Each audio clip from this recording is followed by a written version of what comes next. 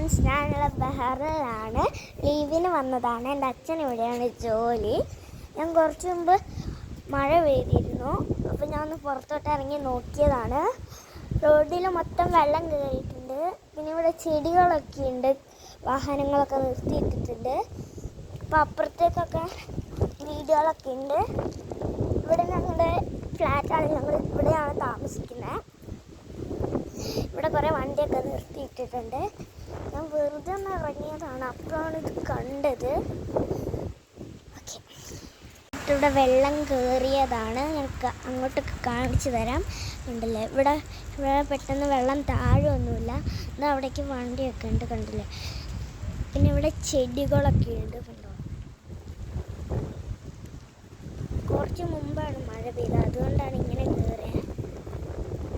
പിന്നെ ഇവിടെ ഞങ്ങൾ ഇതാണ് താമസം.